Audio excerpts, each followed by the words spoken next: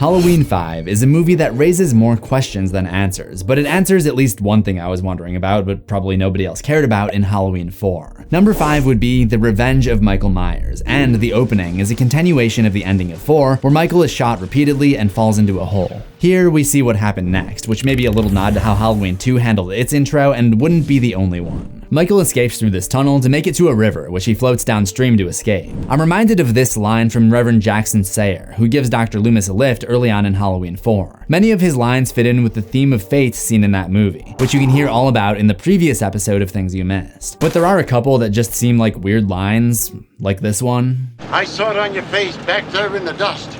I saw it clear as breasts and blue suede shoes. Which I still don't really understand. But there's also this hymn that he sings at the end of his scene.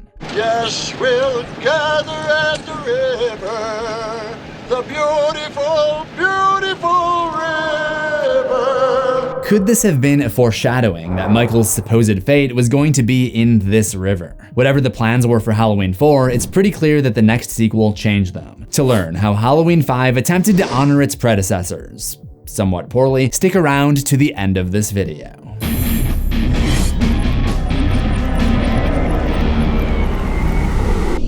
Halloween 5 would, as always, not bring back the previous movie's director, in this case Dwight Little, who seemingly just wanted to quit while he was ahead. To pronounce the new director's name, I give you Halloween expert and Frenchman Jimmy Champagne. Dominique Othenin-Girard is the correct pronunciation, and despite the fact that my last name is Champagne, I'm not actually from France. I did a video on Halloween 5 a few years ago, and I had to learn exactly how to say that name. When I saw Halloween 4 for the first time, and specifically how it ended, it really affected me because I was the same age as Jamie, and I really wanted her to win. But over the years, and after seeing Halloween 5 and where the story went from there, I think it actually could have been kind of cool to see Jamie take up the knife and mask. If you think about it though, it's absolutely insane that this ending was greenlit in the first place, because the only reason Halloween 4 exists is because people were so mad that Michael Myers was killed off in Halloween 2 and then not featured in Halloween 3. The point I'm trying to make is that as the Halloween franchise went on, there was a clear divide between the producers, the filmmakers, and the fans, and this movie suffers the most out of any of them for it. To try to change things up a little bit,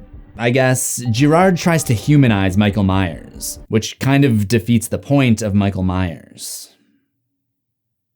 Calling the mask in Halloween 5 a mess would be the understatement of the year, but it's actually pretty interesting that it was sculpted by Greg Nicotero of The Walking Dead and Creepshow fame. I've always struggled to understand why instead of using the mask from Halloween 4 in this movie, because that movie's ending bleeds directly into this movie's, they just sculpted a new one after Greg Nicotero's head, which is why it has a teardrop shape and looks completely different than any other mask in the franchise. I don't really know what his motivation was for making a character so well known and well stated to be inhuman seem more humanized. It sounds like he just has this weird crush on the shape. Such a vulnerable little girl against a massive, amazing, strong man who nothing stops.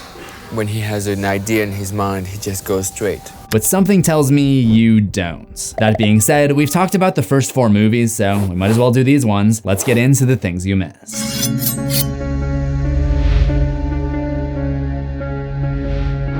I'll actually admit that the opening title sequence to Halloween 5 is a little bit creative. In 1 and 2, we see a pumpkin over a black screen with the credits. In 3, we see the credits play over this digital display of a pumpkin to fit the sci-fi horror genre of that movie. And in 4, we just see more of a pumpkin patch and some other stuff. So 5 kind of reinvents that concept by cutting in quick splices of a pumpkin being massacred by a knife, some of which are shot from inside the pumpkin. This would be the movie where we really go inside Michael Myers, for better or for worse.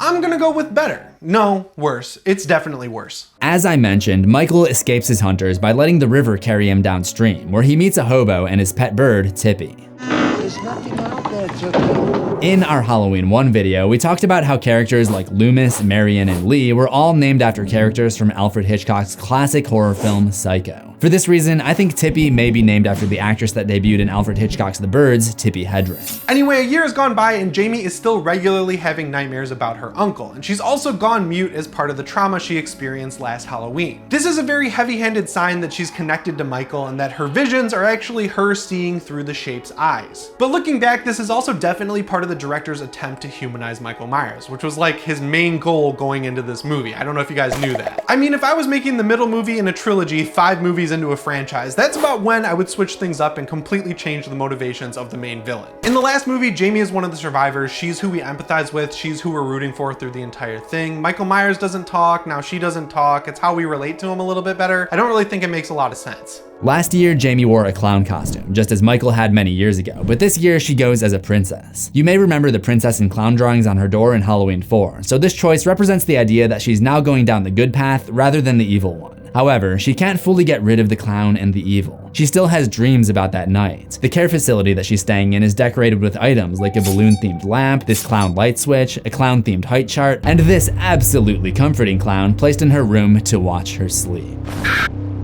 We also see a clown doll at her home, even though she never goes there in this movie. You would think maybe the people taking care of her would put all of this clown stuff away to avoid bringing back those bad memories, but it seems they've just opted for the get over it sooner rather than later approach. The other survivor is Rachel, her adoptive sister. She gets home to get ready for a Halloween party. I'm coming! Why does she yell, "I'm coming," as she's running to the phone? Like she does realize the caller can't hear her until after she picks up the receiver, right? Can someone give me one good reason why they decided to do Rachel so dirty? She was one of the best characters. Loomis warns her to get out of the house, and then she's just out of breath upon reaching the edge of her own property. Time to hit the cardio, Rachel. At this point, the cops show up, accompanied by circus music for some reason. And no, we didn't add that. That's just the music that's in the movie.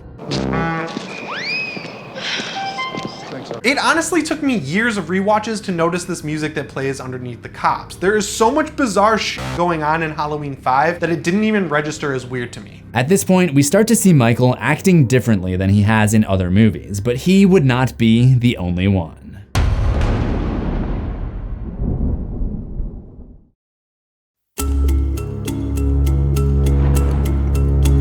In the original Halloween movies, Michael Myers is shown to be this unstoppable force. He stalks and comes after his victims slowly, and he shows no mercy. In this one, there are multiple points where he doesn't kill a victim even though he has a clear chance to. And I've thought about this a lot over the years, and the only explanation I can come up with is that this is yet another shallow attempt to humanize Michael Myers. For example, he sees Rachel in the house, he puts his hand on the clothing rack here, and instead of doing anything about it, he just walks out of the room right after. What happened there? Did he leave his Viagra in the car? Something similar happens as he watches Sammy and Tina outside the hospital later that day, but doesn't make his move. Then later on, once the killing has begun, he finds himself behind the wheel of a large automobile. We all know that Michael Myers walks slow because that's part of his character. It's been established from the beginning, but is there any reason he has to drive slow as well? The only logical explanation is that he's taking time to enjoy stalking his victims.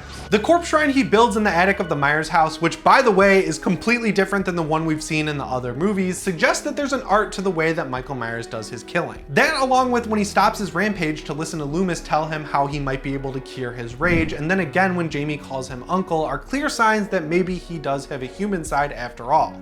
And that's when they take it too far by making this badass slasher start crying. Michael is not the only one to undergo a change in behavior in this movie. If he's becoming more human, I think maybe Dr. Loomis is becoming less human. Billy is a fellow patient at Jimmy's clinic, and I think they bond over their speech issues. He has a stutter, and she's unable to speak at all anymore. When little Billy comes in to check on Jamie and see if she's okay, Loomis just ushers him out and slams the door on him. The way that he talks to Jamie is perhaps the scariest part of this movie. What about your stepmother, Jamie? What? Then he also tells Jamie that Michael dug up the corpse of a 9-year-old girl, which we never see happen, so did he just make that up to scare her?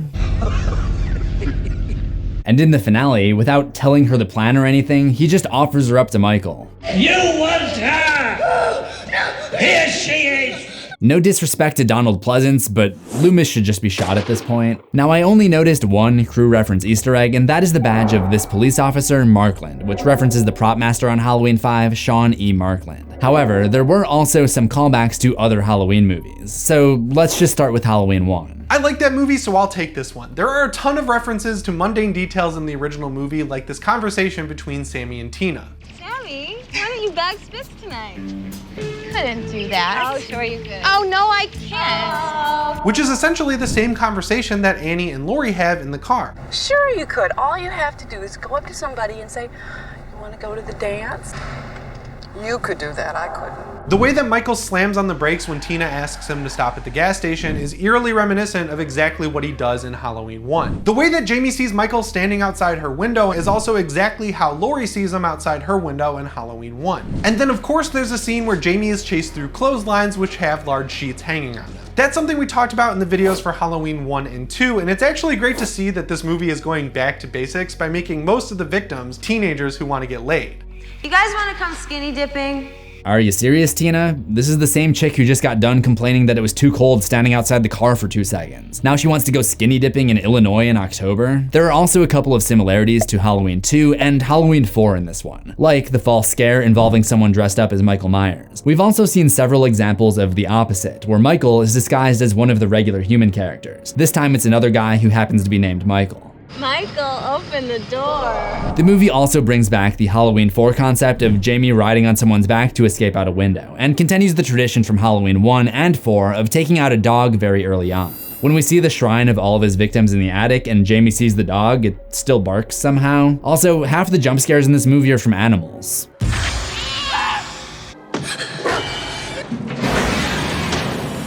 I do not know how there's just like a picture of Coraline's mom right here, or how Dr. Disrespect manages to show up on a wanted poster. I do not know why there's this weird jump cut when Mikey is getting jumped by Michael. I do not know why this lady looks directly at the camera. And I do not know why the end credits feel the need to specify that the names represent the cast of characters, as if we've never seen a movie before. And also, real quick, did they think we wouldn't notice that this is dubbed? We just had a distress call from the clinic. They haven't been able to reach them again. There were 4 men up there. There is one character that we have not mentioned yet, and that is Moleman. No, I'm talking about Dr. Terrence Wynn, who is basically just an unsolved mystery in this movie, but would return in the next movie, The Curse of Michael Myers. As the name implies, Michael Myers will also be returning in the 6th movie, which would be the last of what is now called the Thorn Trilogy. What I will say about the Cult of Thorn is it would have been cool if its introduction opened up the series to more powerful and evil entities outside of just the Shape. So naturally, as with the ideas of Halloween being an anthology franchise and Jamie being an antagonist, that is not what happened. But before we venture forward to the end of Halloween's original timeline, make sure you grab your beret, bake your baguette, and head on over to the wonderful channel of Champagne. If you haven't checked it out yet, there's rankings, short films, and tons of other videos to dig through. So remember to subscribe to CZ's World for new horrors every week, ring the death bell for all notifications, and we'll see you in the next one, assuming we both survive. Did you just steal my line? Okay, change of plans. Jimmy will not be joining us in the next video.